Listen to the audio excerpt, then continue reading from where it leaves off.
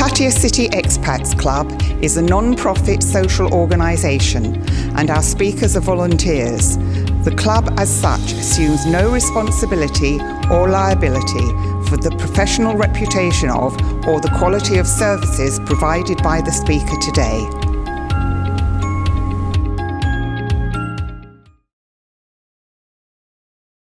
Good morning, Savadi Krap. Here? Okay. So I came to Thailand January 2000, the new millennium, just followed the SkyTrain.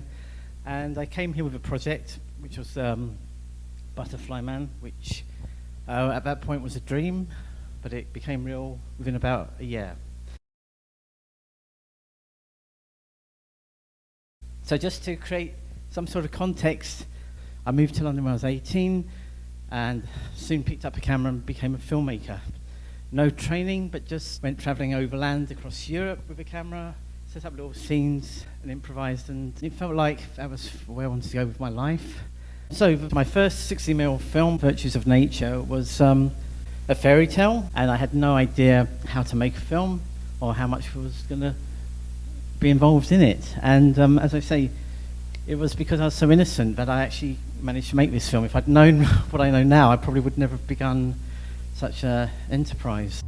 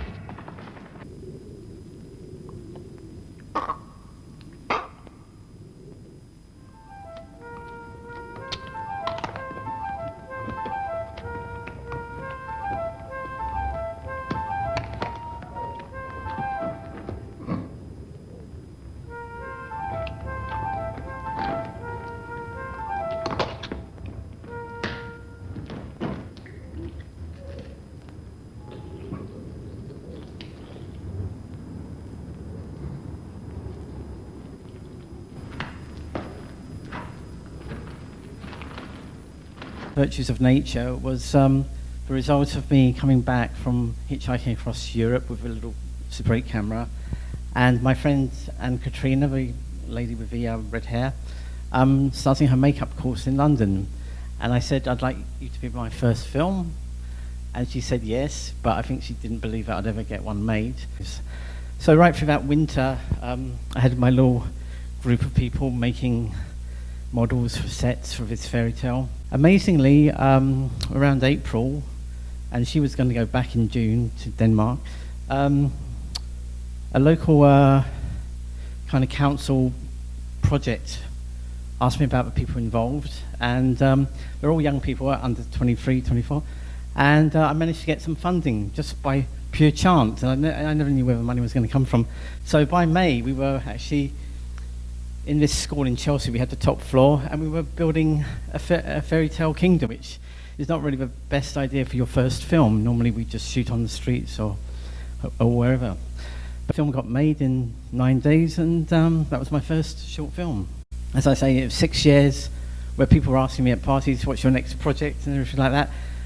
Impossible, there was nothing, until a gentleman called Harry Russian turned up for a meeting. He works in a laboratory, and he said he'd fund my next film, which was like quite amazing. You know, you have a dream, a passion, and suddenly out of the blue someone turns up, very different from myself, big guy, and we made Honeymoon Beyond. I was living in Willesden Green, which is quite residential in London, and I set the film on the coast where I come from originally, and I blended the location and the apartment that I lived in to make the single film. So it was good because I knew my apartment inside out, I knew where I came from, and that was a very no-budget way of actually getting that film made. And that was very well reviewed by Danny Boyle, the Academy Award-winning director.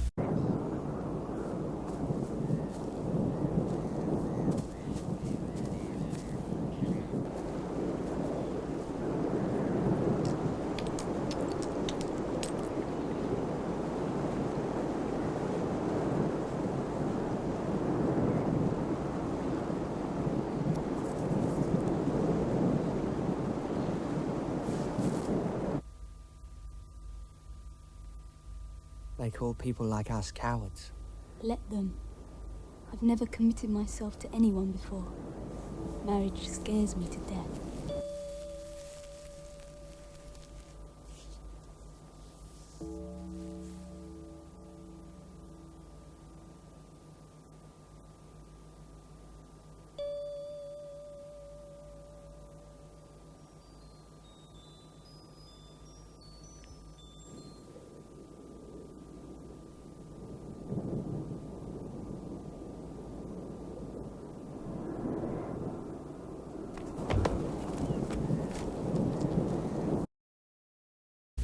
And because of that film, we went straight on to make a second one, which was a feature film, my first feature film, called The Herting.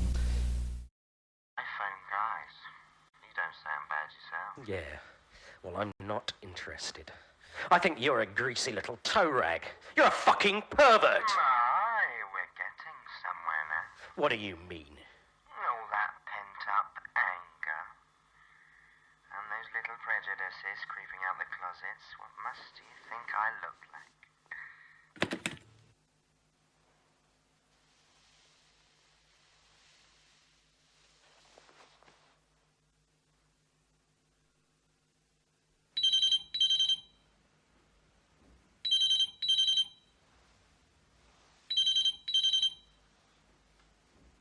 They stunned me.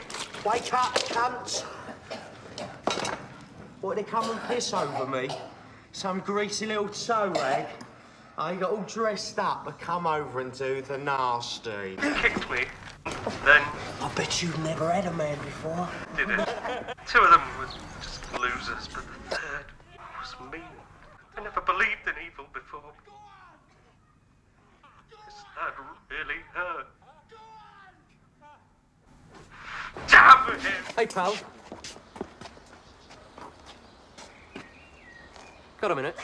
We need to talk. What's that? You up? We need to talk. About what? I was the bloke you went... Yeah. We gave you a sore bum. What do you want? I want to sort this out. Feeling a bit tender, are we? Oh. Need a bit of loving. Any more of your noise, fat boy, we'll take you back in there and give you the hiding of your life.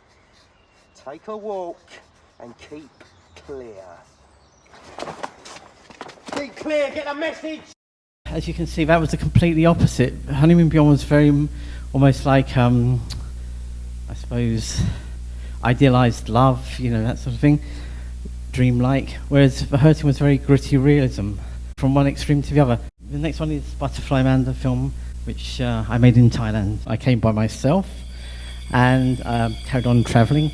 And that's when I had the idea for Butterfly Man. I was really fascinated and charmed by what I was experiencing here with Thai culture.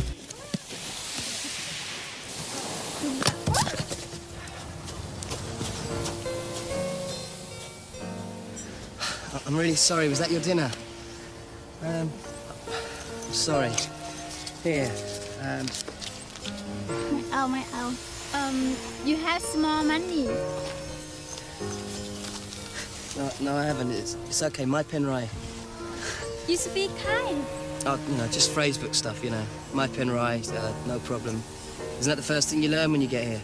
สบายสบาย Sabai, what does that mean? Take it easy. Now, have you tried Thai massage? Hello.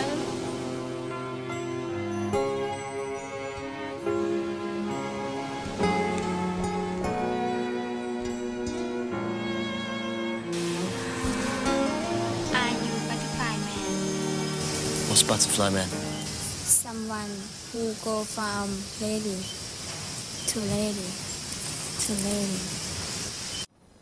I thought you didn't kiss like that. It's okay. I watch Hollywood movie. After massage, where you go? No, got my lady. party does it sound? Can we just have a look around, yeah? Once in, drinking, and then back to my bungalow, alone.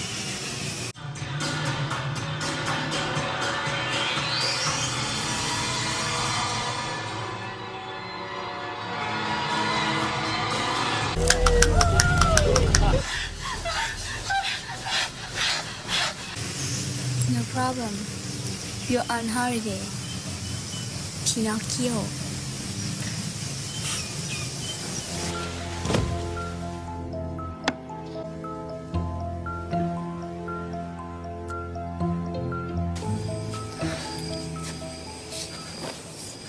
So, what are you doing here? I come to see you, Yeah? Great. You want to make love? Yeah, but maybe we should take our time. You don't like me, Adam? Yeah, of course I like you. I'm more than like you. So, Adam, make love to me. ไม่เป็นไร My birthday begin in 5 minutes.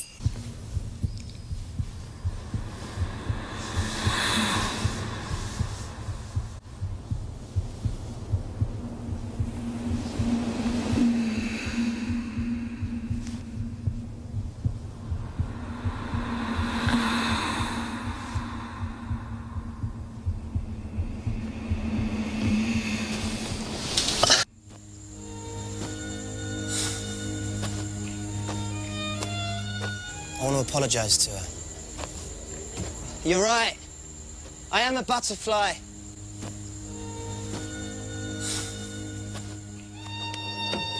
Adam! Wait! Adam! I'm sorry that I lied to you. I was with another woman the other night. I know.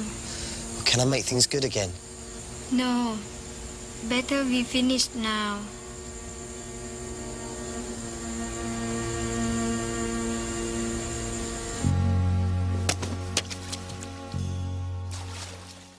Inspiration. Inspiration is a really important element in filmmaking when you're independent, because that's what carries you through the months and years to actually get a film finished. And Thailand certainly inspired me. So I was picking up anecdotes, using a bit of imagination, and I pulled together a screenplay. Between 97 and 2000, I came back every 6 months to learn more about the world that I was trying to describe, including going to Sakon Nakhon in the north of Thailand with just a piece of paper with someone's address on it. At that time, there was no SkyTrain or anything like that. So that was quite a trip from Koh Phangan all the way up to Sakon Nakhon.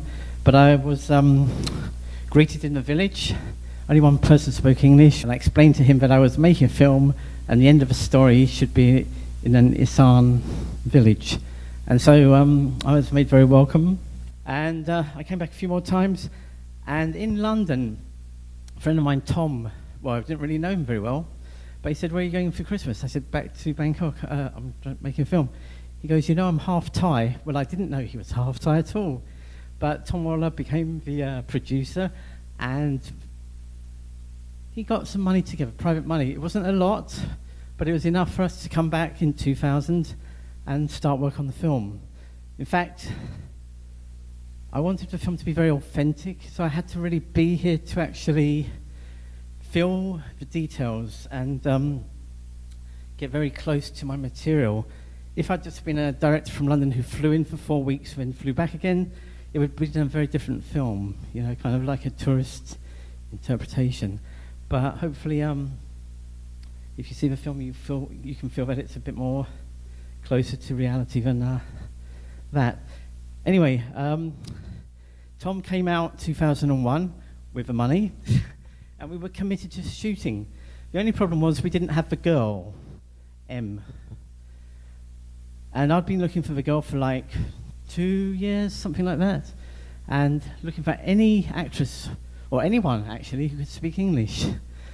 So back in those days, it's a very different industry, and it turned out that on the Monday we had to fly to Koh Samui to set up the production and start filming. We couldn't wait around. We had our crew arriving, the actors arriving, but we still didn't have a girl. So on the Saturday night, me and Tom, we went for a drink in Khao San Road, and at that time there were many tourists and many people partying. Through a gap, I saw this face, and it was this girl, Mummy, who was helping her friend sell shoes. And I said to Tom, this is the type of face we need for our film. And he goes, yeah, but let's get a beer. I said, no, Tom, if we get a beer, she'll be gone when we come back. So we went over, and with the help of our location manager, we asked her for a coffee or something like that, and we told her about the film, and she didn't give much away, but she said, oh yeah, I've done a film. She was 19 at the time, and the next morning, Sunday, we sent the script to her and her stepmother to check, and they said they liked it, so they came over in the afternoon. I played out a little scene with her, and it was literally within 5 seconds I knew that she was just right for the film. So we flew down to Samui the next day, Monday, and we had our actress. Well, much of the film's success is really down to that chance meeting. When we were coming back to Bangkok after filming in Samui, her face was all over the city. Not known to us, she'd actually just made a film which hadn't been released, but it was just coming out, called Mebia. So in fact, we had actually cast a star without knowing it, and that film came out, and she became very well known in Thailand. She was really amazing. So amazing, actually, that she won an international award for Best Actress for the Slam Dunk Film Festival. To fund my stay in Thailand, I managed to get work with a couple of TV commercial companies, but I learned very quickly that I just do not fit into that industry whatsoever. It might be visual, it might have sound, but it's very different from making films that you're personally invested in.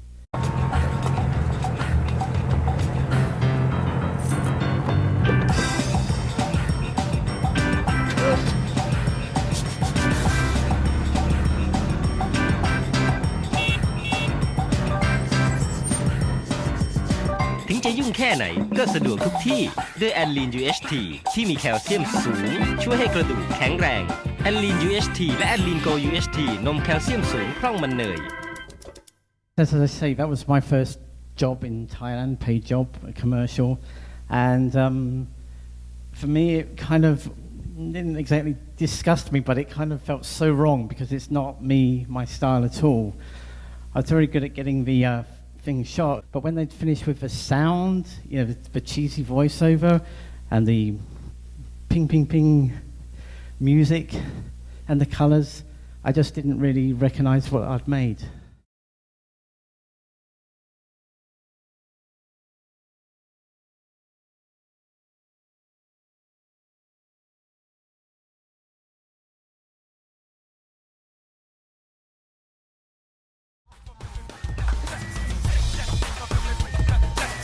Tammy, I have a rare treat for you guys today. You would not believe who I have sitting with me here in the studio. The Spiders! I don't believe it. You guys heard me correctly. The Spiders are reunited and they are back together after 20 years apart. And this is their first live interview. Hey guys, say hello. Hello. How are you guys listening? I took 12 actors to a spa resort in the north of Thailand, and they all came with their own character. So we agreed a character for each one, but there was no story at all. The rule was that they turn up, and I give them the story day by day, and I basically made up a story based on what they'd filmed the earlier day. In this workshop, we're going to play. We're going to be like children again. Can we move on? And I didn't have to be lonely. How about Rummy? How about strip rummy? Saw my brother dangling from a rafter. I screw chicks for a living. I must have figured something out. I was behaving very badly, as children sometimes do. My lawyer thought I could get off on a self-defense. My parents, he was like, da da da. So I really cut him. So at night I would make up the scenes, and at breakfast I'd go down and say, okay, we're going to shoot these kind of scenes, just improvise, make it up, and let's go from there. And so it was really quite radical in the sense that virtually every film gets made has a screenplay or at least a storyline before you begin. This had nothing, so the actors were completely encountering something fresh every morning. And to their credit, and not all of them were really actors, they made a very funny narrative which works. This was in the times of mini DV tapes, and although we got a cut of the film, those tapes went missing for 15 years.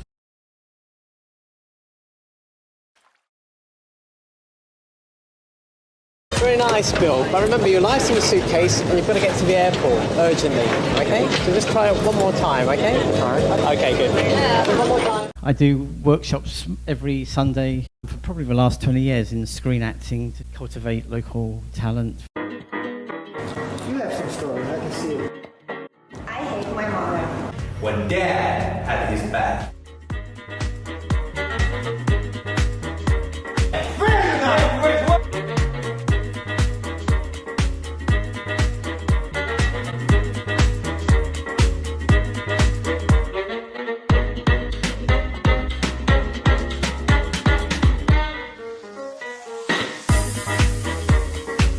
Can you see how difficult your class is?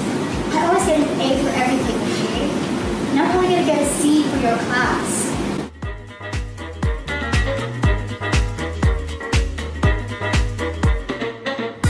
Schools. Yeah, what are you? 你觉得爱很简单，你觉得爱就像图一样简单。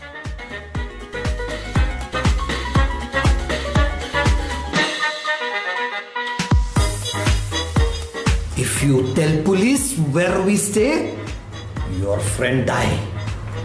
Remember, we have.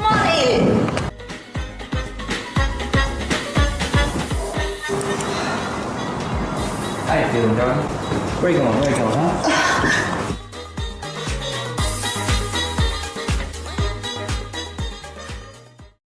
And as soon as they got trained, they wanted work. So by accident, I became an agent, a talent agent, which I actually enjoyed because I was helping actors fulfill their dreams.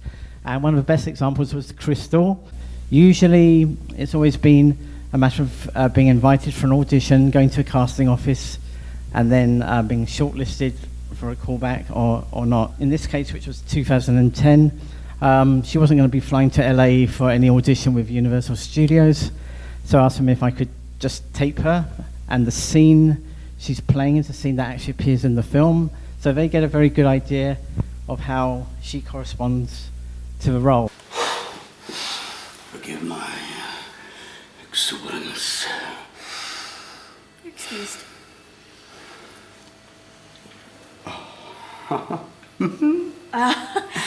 Let us not rush through this important eve. We should really, enjoy the setting sun together. Yes, yes. After all, this will be my last chance as a maiden of purity. Oh. Enough of these pleasantries. The sword has been unsheathed. It is now time to pierce the flesh. Nice metaphor, Your Highness. Pierce the flesh. So right! We have a lifetime of sunsets to behold. Take me now, my lord! Take me! Hurry up!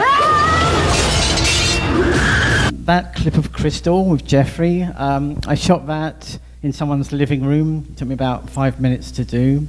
I write a testimonial about her character and all the good habits she has. She's got a great work ethic.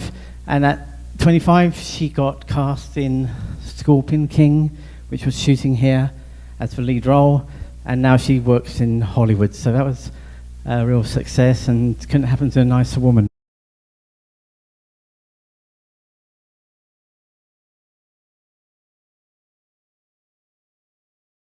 Okay, we're at the casting office, Bangkok, for The Railway Man, and I'm just going to walk you into the room where Johnny Live is actually going to be cutting the hairs, short back and sides for 150 local Bangkok extras. So let me just flip this around and show you. Here we are, here's Johnny. That worked, it's your Pink Floyd. How's it going, Johnny? Fantastic, fantastic, Kaprice. Loving it, loving it. And what's your name? Doing fine. And how do you feel about the short back and sides? About what? The short back and sides. No, he's having a short back inside. I have no idea what's going on right now. Right, okay, well, we're glad to have you back in the army, sir. Okay, see you later on, Johnny. See you later. Rock and roll. Shine on, you crazy people. I did actually get back to directing feature films. Where are you? This is Viatic. Where are you? There's something wrong with your house. I can feel it.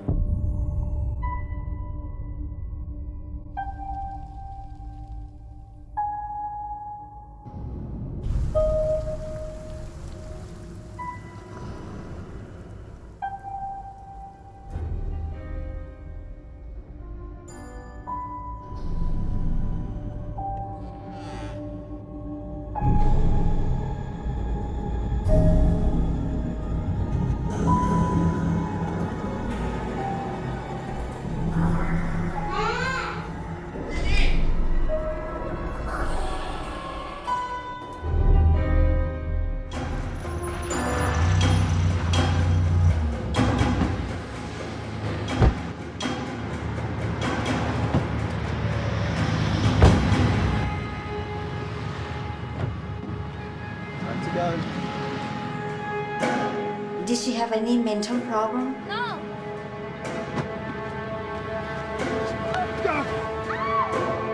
What's wrong with the house?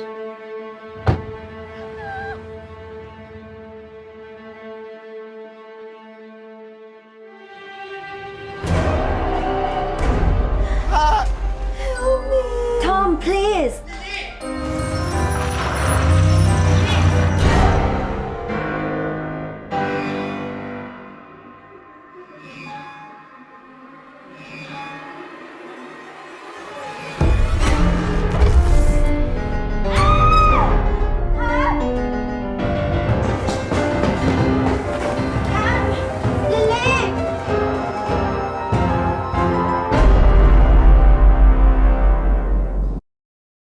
I don't believe in ghosts, but when I saw this photo of his white hand... What does it look like in the photograph?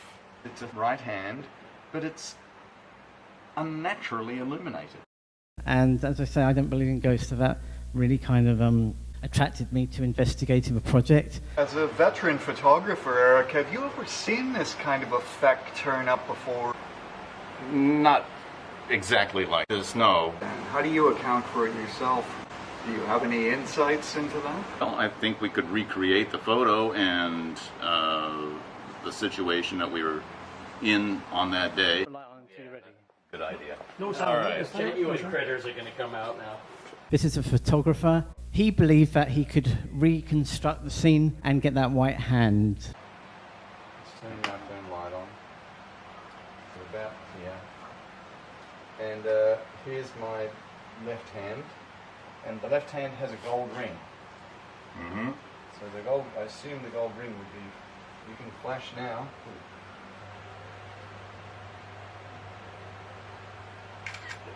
Twist the hand, twist it, turn it the other way. Yeah, well, the hand was in movement when I caught it, whether it was supernatural or otherwise. Hi. And I think we have enough to take a look. He was way off. He never managed to achieve it at all.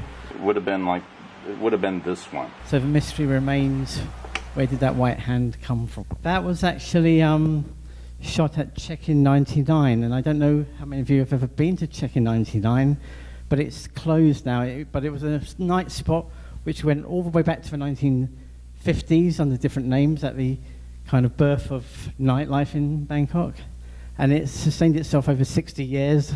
And then about 3 or 4 years ago, the owner got notice and it had to shut down very immediately. So it wasn't a place I would personally go to, but I could feel that there was something special about this venue. So I said, okay, I'll film the last 7 days of Check-in 99 before they close their doors for good. And what I discovered was an amazing little universe. You know, the owner at the time, Kaprice Kea Smith, had a policy that he would relocate, but with all 25 staff who were working for him at that time. And some of those staff had been working for 25 years at the same venue. So there was a very powerful family commitment. There was this Filipino band who were amazing. They were 4 singers, and they could actually sing, perform, and be costumed up for like thousands of songs in different languages around the world. And so over those 7 days, I really learned a lot about this kind of well-loved venue with quite a colourful, eclectic group of gone down every avenue to try and source them, but there was no one who... And this is a remarkable film because it's sort of like kind of an improvised culture. Entirely And improvised, if I can ever work out Not how that partly- white hand appeared, that would be very interesting as well. In terms of what I'm making, then, film I shot in 2005, Bootleg Guru.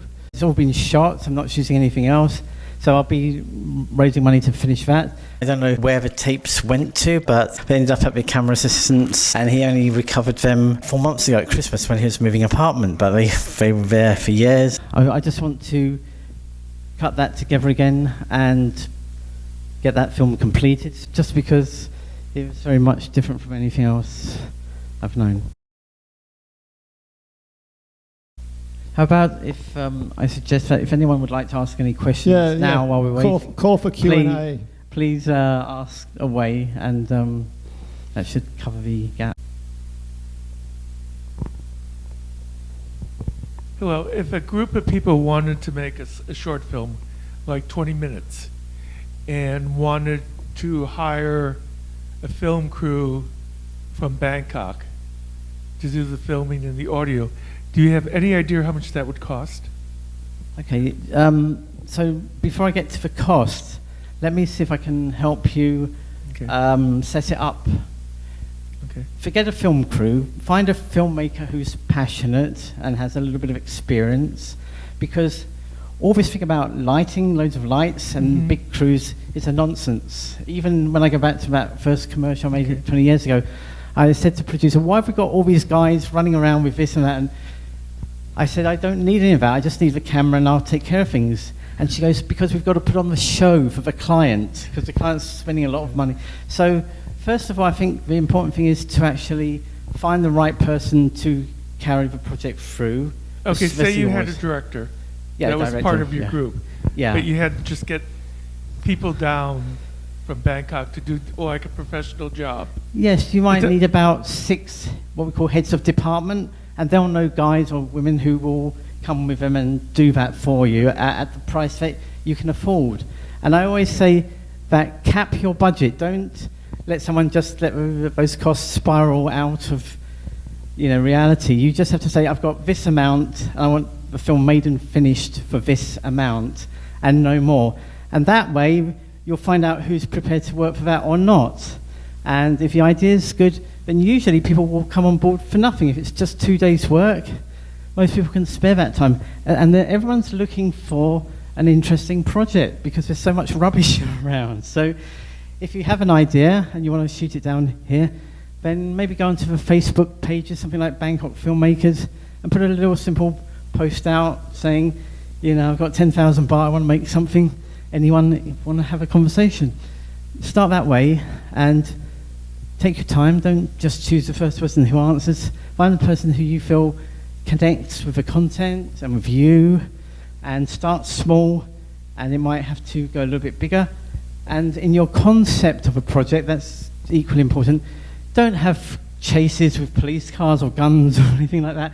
Just do something maybe by the trees on the beach or something like that, something very simple and modest, because the less headaches you have to deal with in terms of organisation, the more you can focus on the acting and the cinematography and make something which is very charming. I saw a wonderful film a few years ago from a guy called Lim. He had a girl at a bus stop and a guy at a bus stop, and basically the whole film was waiting for a bus, and she obviously was attracted to him. And then when he got up to get on the bus, her heart sunk. And then, actually, he didn't get on the bus, etc., etc. It was just a 1-minute film, but it was just so powerful, just through simplicity. So I would say, even if you have an idea, roll back a little bit and think of something very, very simple. Maybe with 2 people who can act or appear on front of the camera, and do something which is believable and credible. Thank you very much. Thank you.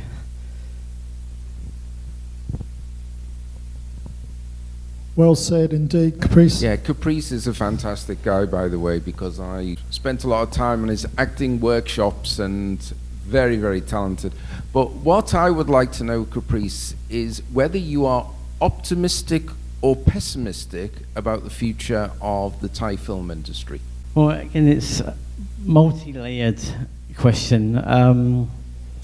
There's different sectors. You have a domestic sector who make films according to their customary practices, and then you have the international sector who, if we roll back, say, 10 years ago, any young actor who wanted to build up credits, I'd say come to Thailand, because there are features shooting all the time, high-profile ones like The Railway Man, which you'll get an audition for no problem, because most of the auditions are open. And someone like that will be able to rack up maybe 6 speaking roles in a very short period of time, and say go back to the US or UK and continue their career with some very good credits. However, over those 10 years, everything's dwindled dramatically, almost to a stop. And then COVID came along, and that was kind of a nail in the coffin. Now, there's some great Thai heads of department, cinematographers, crew, who are waiting for those films to come back in.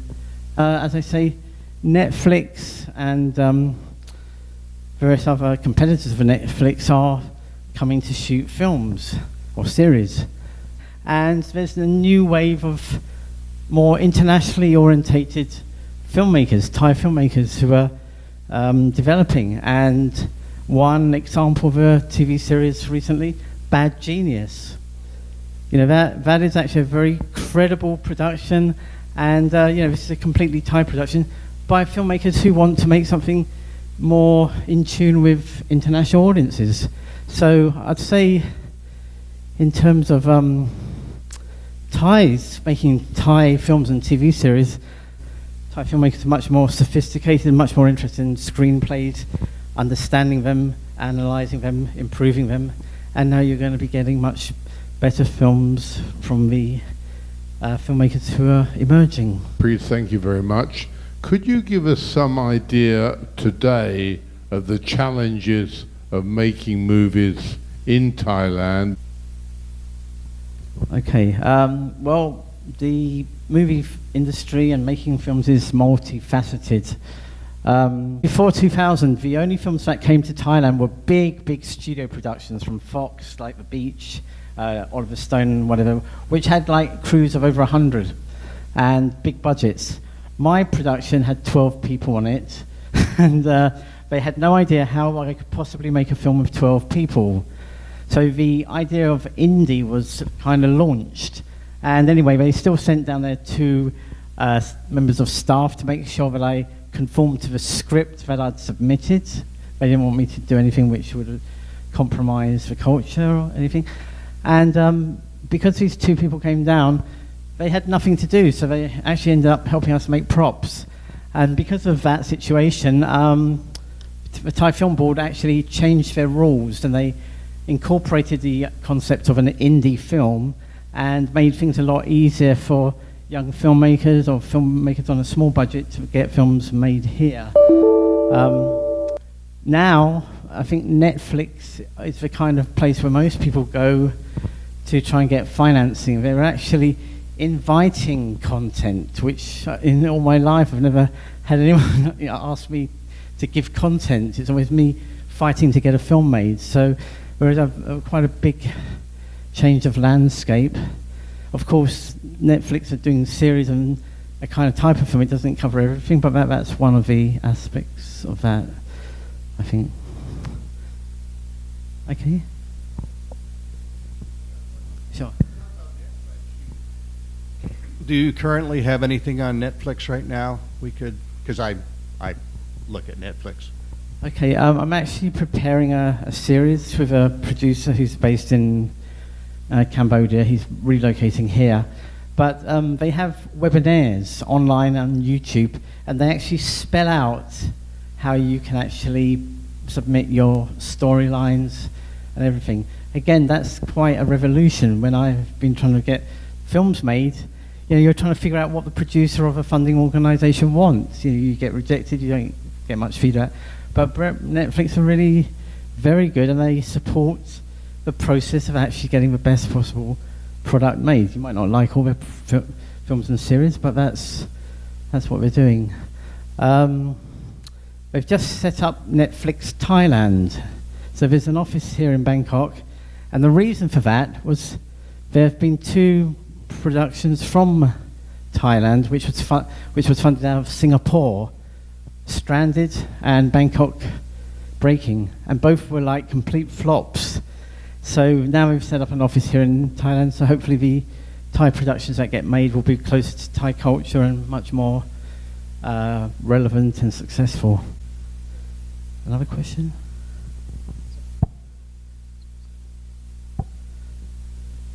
Hello, I'm Jeff Wachtel. I wrote a book that took 9 years to write, and then we tried to make a movie out of it and have an agent in LA, and it became a money-making, just bring money in. If you couldn't bring money in, there was no way to make it. Is that changing with Netflix, the idea you just said?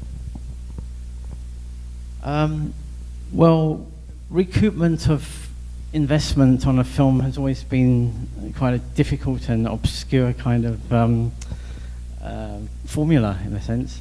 The good thing about Netflix is if you go to them and they accept your project, you are the creator, then you get a very good fee, and likewise the producer and director will get paid very well. So you'll get the fee up front, but you wouldn't be participating in any profits. And I think profits are never very visible anyway, because there's a lot of creative accounting which goes on, which keeps those profits limited.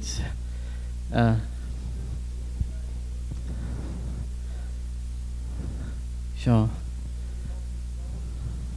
They told me, don't say that in Hollywood. Don't say you're not interested in the money, you just want to get the movie made. That's what they told me. What was your I'm role? not interested in making money. Sure. I was interested in getting the movie made and the messages out, messages in the movie, and not the money. And people who are from Hollywood, lived in Hollywood, said, don't ever say that again. Yeah, it's a funny kind of thing, really. I'm not interested in the money, really, but I say that I am because basically that money will sustain you a little bit longer. But basically, if you're not in it for really inspiration and love and passion, then you're not going to be making very exciting films, in my opinion. Well, I want to really acknowledge Kaprice for 2 things. Firstly, he put a lot of work in to put these clips together and stuff. And also, just the amount of just determination to keep making films, because it's so many roadblocks put in your way, right? So I want to acknowledge him that, and that determination actually showed up today, where it kept the talk going despite all the technical nightmares we were having down the back. So thank you, Kaprice. That was really something. Thank you. Actually, I can safely say we've actually never had a talk like that before. That was broke new ground for us.